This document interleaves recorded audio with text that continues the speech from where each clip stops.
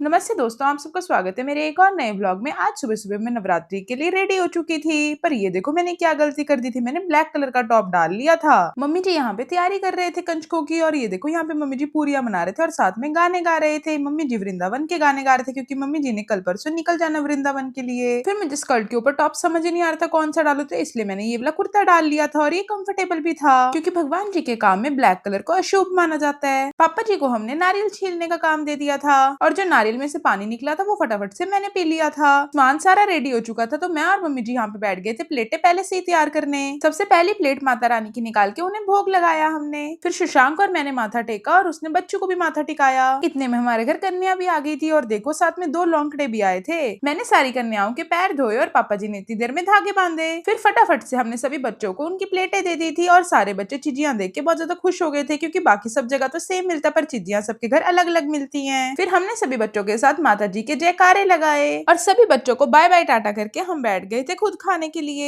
फिर खाना खा के थोड़ी सी रेस्ट करके हम हो चुके थे रेडी शूट के लिए। मम्मी जी को हमने मार्केट में छोड़ दिया था और हम पहुंच गए थे लोकेशन पे। आज हम आए थे रियल स्टेट के शूट के लिए और ये देखो ये था वहाँ का फर्स्ट बेडरूम और ये देखो किड्स बेडरूम तो कितना ज्यादा सुंदर बना रखा था। 3 BHK का शूट करने के बाद हम आ गए थे क्लब हाउस का शूट करने। वहाँ जाते ही सबसे पहले मैंने पानी पिया क्योंकि बॉडी बहुत ज्यादा डिहाइड्रेट हो गई थी और टीम का यहाँ पे बैडमिंटन कोर्ट देख के मन कर गया था बैडमिंटन खेलने का। क्लब हाउस का शूट खत्म होने के बाद अब हम जा रहे थे 5 BHK के डुप्लेक्स में। ये भी बहुत ज्यादा सुंदर बना हुआ है, अब मैं आपको आगे वाली वीडियो में दिखाऊंगी। मेरा तो वहाँ के ड्राइंग रूम में जाते ही शैंडलर पे दिल आ गया था और घर के ग्राउंड फ्लोर से फर्स्ट फ्लोर पे जाने के लिए भी पर्सनल लिफ्ट लगी हुई थी अंदर। और ये देखो बेडरूम में कितने सुंदर कॉम्बिनेशन होते हैं इनके। और इस वाले बेडरूम पे तो मेरा दिल ही आ गया था, मैं क्या ही बताऊं। इसको देखने में इतना सुंदर लग रहा था ना, ये इतना वीडियो में अच्छा नहीं लग रहा होगा बट रियलिटी में बहुत सुंदर था।